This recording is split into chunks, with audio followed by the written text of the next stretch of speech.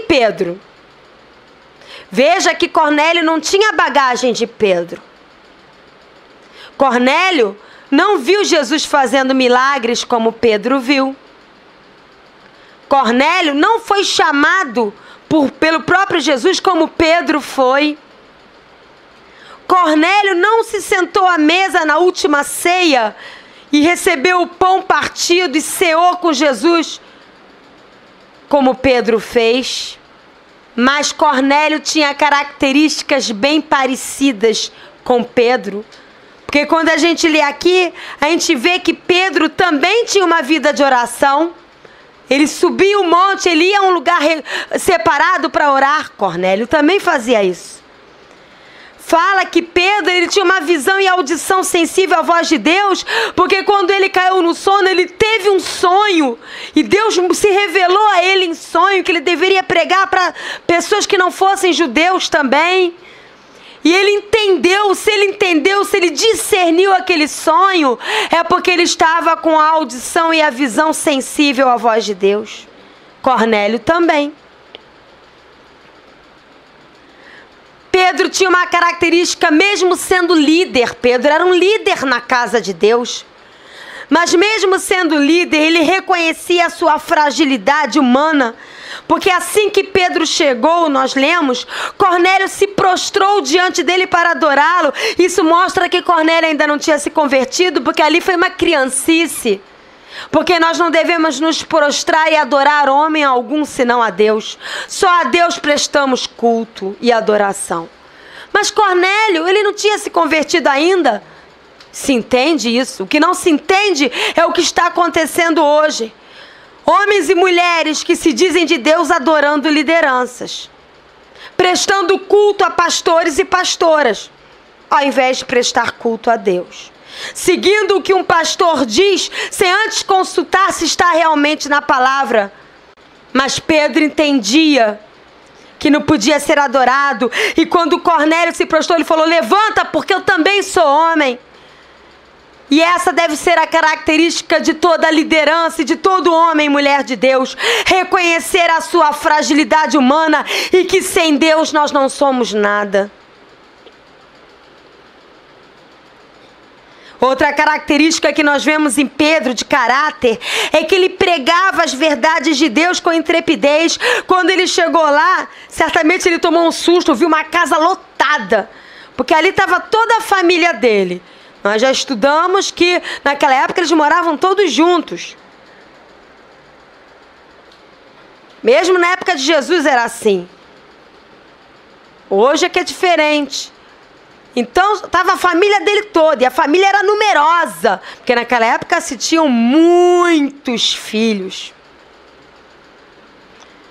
Então, já estava a família dele, e ainda estavam os vizinhos, os amigos mais íntimos. Então, quando Pedro chegou lá, viu aquela casa repleta de gente. Tudo com aquela cara assim: prega, prega, a gente quer ouvir. Tudo faminto da palavra de Deus. E aí Pedro, ele tinha uma grande oportunidade de arrecadar seguidores para ele.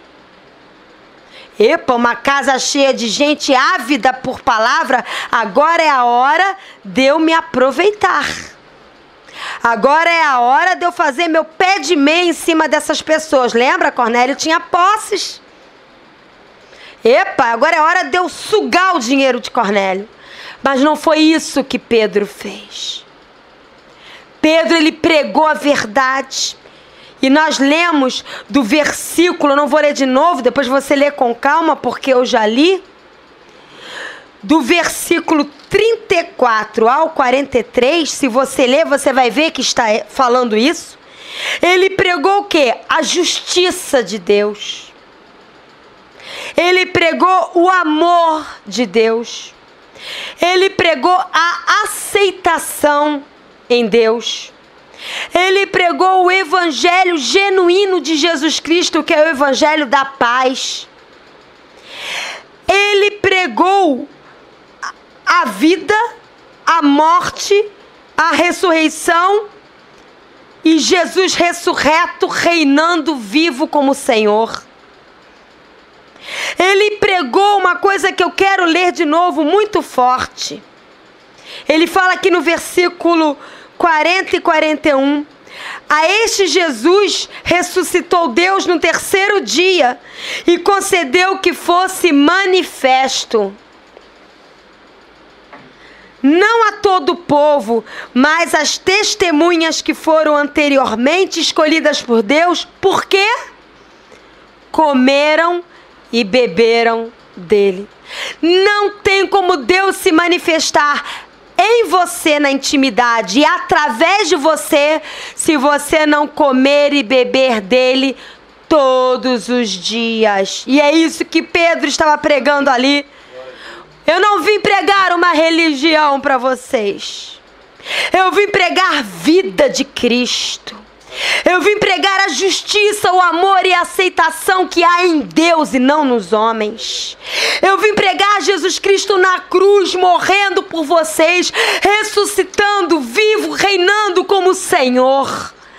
Eu vim pregar a necessidade de quando vocês se converterem, ter intimidade com Ele, comer e beber diariamente deles, de Jesus.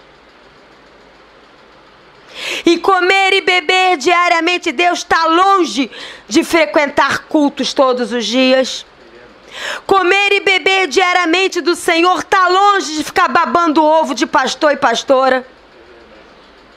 Comer e beber do Senhor diariamente está longe de fazer parte de panelinhas nas igrejas. Beber e comer diariamente do Senhor está longe de ter cargos de elite na religiosidade. Comer e beber diariamente do Senhor é a sós. É se sentar diariamente aos pés do Senhor e ouvir a sua voz. Através da palavra e da oração. Mas por que Pedro pôde pregar isso? Porque ele vivia isso. Não tente pregar o que você não vive. Eu não sou melhor do que ninguém, cheia de defeitos. Mas de uma coisa ninguém pode me acusar, de eu não ter vida de oração, de leitura da Bíblia. Então eu posso pregar isso também.